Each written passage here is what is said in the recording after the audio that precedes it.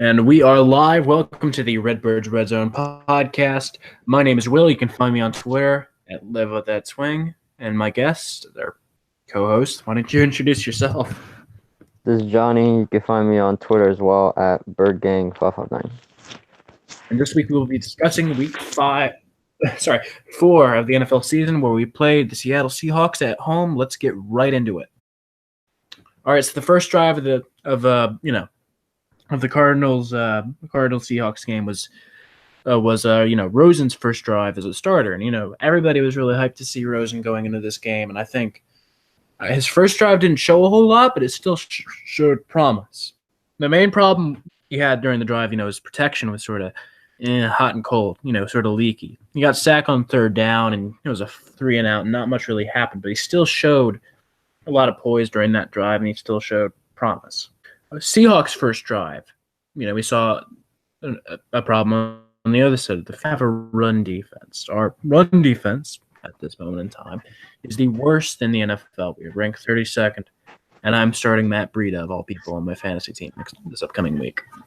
Mike Davis, who not a lot of people know, actually went to USC, which is a team I actually watch college-wise. South Carolina, not Southern Cal. He's a good back, but he's not run 103 yards and get a touchdown on a team that's already got a running quarterback good. He should not have made our defense look shit, He shouldn't be the kind of guy who gets 103 yards and a touchdown on 21 attempts.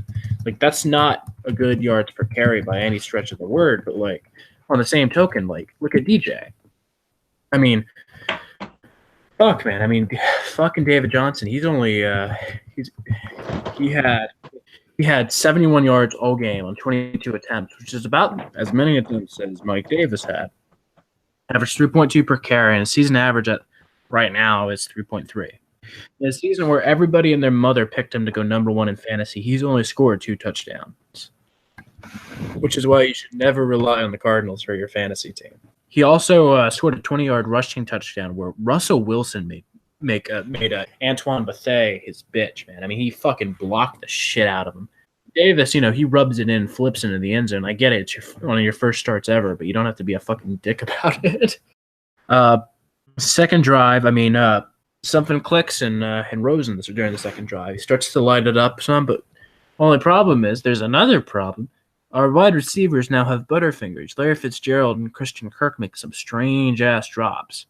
No, Yeah. Larry, of course, made up for it with a 16-yard catch for a first, but on the same token, Chad Williams had – this is one of the few times you're ever going to see me praise Chad Williams on this podcast, probably. Had the most beautiful fucking catch I've ever seen in the end zone. It was almost a touchdown, but they called it back as his feet just weren't in. Absolutely beautiful play. It's one of those plays when you see it in action, you're captivated, man. You're I've never been so captivated by a Cardinals quarterback like I have been with Rosen. I've lived through one Cardinals rookie quarterback prior to this, big name like him, and he was Matt Leinart. He was good for his first season, but then he slumped. I think Rosen has the work ethic and the poise to make himself like a franchise quarterback. The thing I always say about quarterbacks, if they've got a name, you can say their name, you can see them being announced in the Hall of Fame, they're probably your guy. Peyton Manning, that's a name. Joe Montana, that's a name. Josh Rosen, that's a fucking name. I think Joel, to be the best, okay, this is a really low bar to set. Best Cardinals quarterback we've ever drafted. Okay, he's already there. It's only been one game. We're already setting up the ring of honor for him. Just absolutely beautiful pass, beautiful catch. I am so mad that was not a catch. Wasn't like his feet were not in, but I am so mad regardless.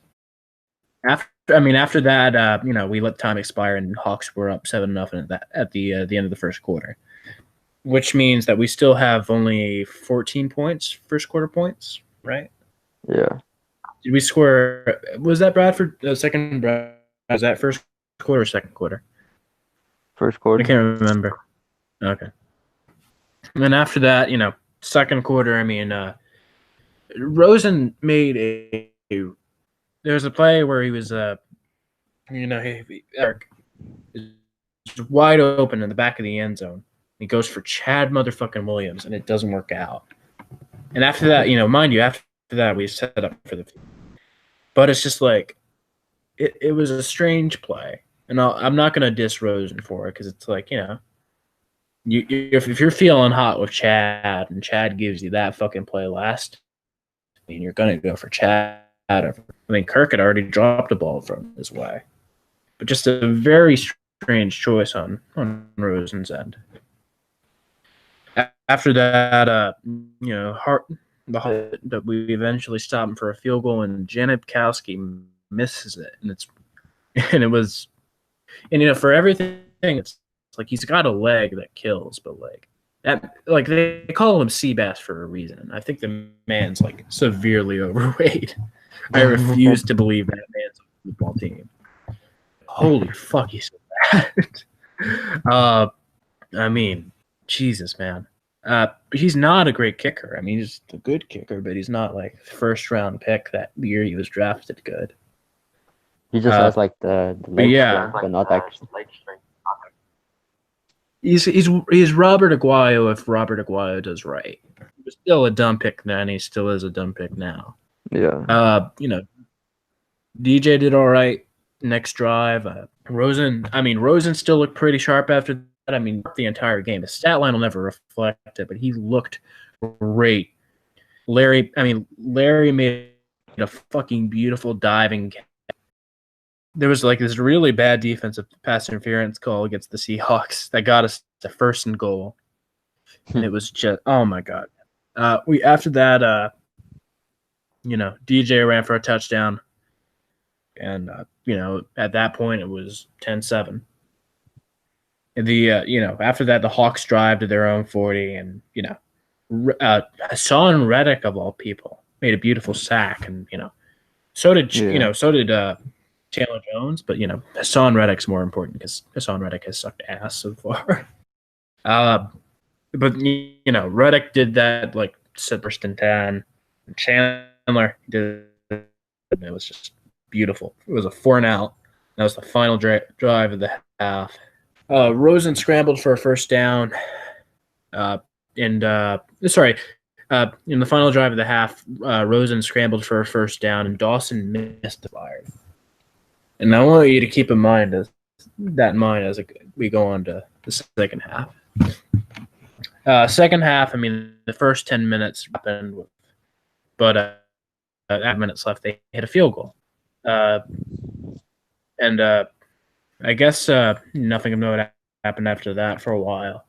The Seahawks get a drive going, and Dayon has I guess this is like cosmic karma or some shit. But Dayon got called for a defensive pass. Then went with first touchdown, which sucks because it's late in the third quarter, and then they're up 17-10. After that, we had a good drive of Rosen just killing the Seahawks with Ricky Seal. Screen pass to DJ went 30 yards, and that's screen pass is why you give the ball to DJ. Feed him, make him a beautiful fat boy, and he will be. Holy fuck, man! It's taken them this long to realize, hey, David Johnson run and catch. Yeah. So it's so outrageous to think that we've spent games not giving David Johnson the goddamn ball in the passing game. But he keeps proving time he can handle that. And guess what never happens? We still don't give him the damn ball. I feel like that was David Johnson's longest play of the season too. Yeah. Fuck, man. But after that, it was a 2nd and 13, and Rosen, he just managed his time here really well. He waited a little, moved in for the pocket. And Chad motherfucking Williams got a touchdown. And I don't think Chad Williams is going to be the guy I hate anymore. I think that now belongs to J.J. Nelson. Fuck you, J.J. You don't belong on the team. But after that, I mean, they had a 3-and-out, and then with 5 minutes left, we get the ball, and we abused the fuck out of them with Ricky and DJ. We just absolutely manslaughter with them. Kirk gets another good catch. Then we try to chew the clock. We try to play conservative. We run on a 3rd and 6 of DJ, and DJ's excuse for that, and I don't really believe this because I think is that he ran backwards. David Johnson, one of the best backs in the league, known for making plays, runs it backwards. I call bullshit. I don't think that's what happened. I think it was just a bad play call. Yeah, I mean, to run on 3rd and 6, especially in that situation, is horrible. And guess what? Who trots out on the field next play? 4th and 6. Our 50-yarder. Phil motherfucking Dawson costs us another fucking game. He was 0 for 2. Or sorry, he was 1 for 3 yesterday. You want to know who made a field goal 50 yards out on the Cardinals in the preseason? No problem. Who? Matt McCrane. Matt McCrane. Guess who had a game just the other day? Matt motherfucking McCrane. I hate this team so much. We let a promising young rookie go. A rookie that kicked well, and he just showed more competence than Phil Dawson has in years. We let him go for a man who's 40 and who misses 2 field goals in a game. 2 vital field goals in a game where we lost by 3. Yeah, I agree. Either one of those field goals could have won us the game. Yeah. Holy fuck, man. Oh, god damn it. Like, say what you will about, like, I want me like a fucking Zane Gonzalez guy. Because it's like, I mean, he was a good kicker prior to this year. I mean, the reason he gave for like him kicking so bad is he was dealing with like a groin injury, and that's understandable. But Phil Dawson's been acting like he's kicking with a groin injury for the past 2 years, and it's just absolutely like nerve-wracking to see the same misses every single time. Like Catman was all right, but he wasn't quite as clutch as we needed him to be. Yeah. Dawson, I mean, he's been garbage. It's been a while, you know? Yeah, it has been. Fuck, man. Trash ass kicker. And of course, you know, Seahawks, they just drive down the field and they get the fucking field goal because, you know, same fucking distance, and of course we don't use any of our timeouts to ice them. No, that'd make too much sense. So we just let it happen. For all. And we lost 20-17 and another grueling loss that was easily preventable. And we are now the only team in the NFL without a win. Raiders got one, Texans got one. The fucking Houston Texans have more wins than we do. The fucking Cleveland Browns have more wins and ties than we do. Even the Bills. Even the Bills. Against the Vikings, no less. Which is crazy to me. But this coming week, we're playing the Niners, right? And the Niners, like, they are coming into this with, you know, this is basically just a handicap. Like, this is like, imagine Usain Bolt's, like, racing a guy in a wheelchair. You're going to tell Usain Bolt just walk that shit. Niners are coming in. Their starting quarterback is CJ Beathard, which is like, he's 24 years old. He kept the name Beathard. What the fuck? What is wrong with you guys? I don't think it's pronounced Beathard, though. I think it's better. It's like, I get it. You're from Iowa. Iowan people don't exist and don't care. But, like, Fuck, man. Why would you keep that last name? But anyway, I mean, he's a garbage ass quarterback who spent like last year being trash. Like he had a 6.8 ratio. He's had a 6.8 ratio so far his career, touchdown interceptions, which is basically, give this year Sam Bradford a year, and that's probably the stat line. He had 3 rushing touchdowns though, which is strange. Yeah. Good passing yards. I mean, he's got 1,728, and that's in what 8 starts or so. I mean, he is a trash ass quarterback. Yeah. Watch him rip our D to shreds. Yes. He had 3 rushing touchdowns. You're gonna tell me, like, I don't care who they're like, they're gonna split time. This team is gonna trample us. We're gonna just take it lying down, and it's gonna suck. Let's see. It's also at in Santa Monica. What? No, it's not in San Fran anymore. It's at Levi Stadium. That's in Santa Monica, right? Santa Clara, I think. Santa Clara, same difference. There's so many goddamn Santas. It's like a fucking shika. It's like fucking SantaCon.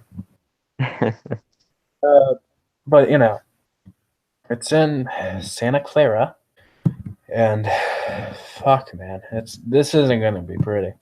Yeah, even though this seems like the most winnable game we have, we could easily still lose the game because it's weird. Yeah, we have won 7 straight against the Niners, and I would not be surprised if we fuck this up. Revenge of the Birds is saying this is a golden chance for an upset, and I just don't see it. I don't see this working out. Like, I'm looking at their injury report, and I'm thinking we're still going to find a way to fuck it up. I mean, there's a reason that like Matt Breida is my starting quarterback my starting running back on my fantasy team, and that's because I'm ready for us to be trash. Fuck, man. I mean, they couldn't even beat the Chargers last game. The Chargers, they're not even that good this year. I mean, but they still have a lot of talent, though. I said the Chargers still have a lot of talent. I feel like they're still a pretty good team. Yeah, but, it's just they're still not good this year, though. Yeah. Still have a lot of talent, and you can still not be good. Look at that one Redskins team from the 90s that got this like huge ass haul of great free agents, and they still go 8-8. I think that's basically what the Chargers are. They're that 8-8 Redskins team from the 90s. And we're going to find a way to lose. We're going to be bad enough this year where we're a high draft pick, but we're going to be good enough that it's not going to be the first pick, and it is going to suck. We should might as well tank already. Yeah. So Houston, right? That one defensive tackle or whatever. The defensive end, the Oliver. Yeah. I don't know. I get sort of Wadsworth vibes from that guy. I haven't even watched any of his tape, but I just like high-end defensive tackles that are not named Calais Campbell's just give me bad feelings, Yeah. Maybe I'm just biased. Let's see. 24/7 Sports has the expert analysis picks for the week. Let's see. CBS Sports saying the Niners are going to win it. Bleacher Report has us winning by 3. ESPN national writers, Josh Weifus has us winning, while Nick Wagner, the Niners reporter, has them winning. This is basically a toss-up. Yeah, it is. This is going to be an ugly game, mind you, but I'm still seeing. Okay, well now I'm seeing a lot more Niners over Cardinals, but still. Well, let's put in some final score predictions right here. What do you think? I'm thinking, let's see. I'll say 20-17 Cardinals. All right. I think this is going to be a low-scoring affair. I think our offensive line's bad enough that it'll give us problems against the Niners. The Niners' defensive line's not special, but neither Seattle's, and they still ran the gauntlet against us. I'm going to say 14-7 Niners is the final. 14-7? This ain't going to be I am extremely confident in Rosen, but I have no faith in our O-line, and I especially have no faith in our kicker. But there is a bright spot right now. Currently, Rashard Matthews, like former first on the depth chart for the Tennessee Titans from last year, he's working out with the Cardinals this week on Monday. Now, his only other workout is the Cleveland Browns, right? Yeah. So I think we have a fair shot at landing him. Yeah. Now, mind you, everything I've said about the Cardinals this season every prediction I made has eventually turned out wrong, other than my score predictions, which are always right. And we did lose to the Rams 69-3. We just didn't see it. But I mean, I think Rashard Matthews might come our way. And I think I'm jinxing it just by saying that. But he is a quality receiver who was really just like hampered down by a really shitty quarterback last year. Yeah.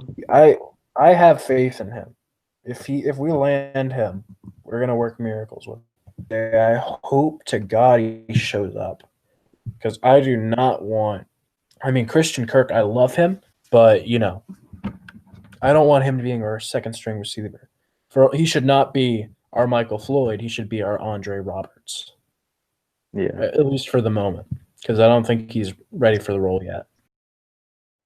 You have anything to add on, or should we just end the show? Not really. I think we've covered everything. I guess I'll do a little, postlude, or whatever the word is. Whatever the opposite of a prelude is. I am bittersweet on this coming week. Part of me says that we do really well against the Niners, but the nihilistic glass half empty kind of guy in me, which is usually right about the Cardinals, says we lose, and it's not going to be pretty. I think it's a toss-up. I think this all depends on how good the O-line is and how good our kicker is. Andre Smith, I'm not just making that up, right? No. Or Andre Smith, I think it is. Right tackle? Yeah. He backed for this game. At least that's what I've heard. He had a full practice, and he's ready to return again. But I mean, he might do something. I'm just not sure. Yeah, I don't know if that's going to really help us, but we'll see. I mean, he might help us. I mean, he's a good tackle. It's just he hasn't really done much this season. I think that's partially injuries, but also because he hasn't had a chance to protect Bradford or Rosen yet. I don't think. And kicker, I think if our kicker doesn't do well this week, I think we should drop him. I think this should be on the line.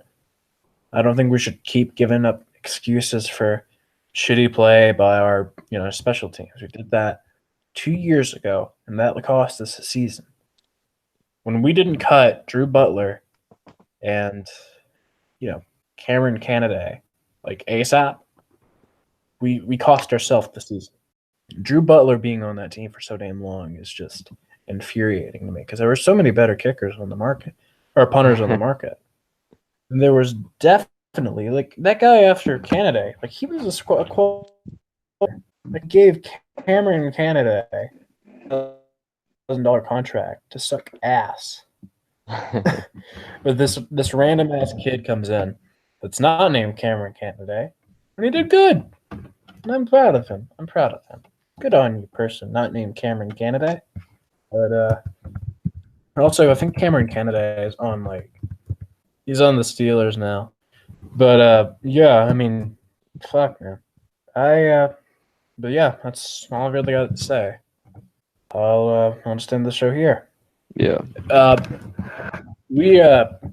guess we should. I don't know. Editor, you can take this out if this is irrelevant.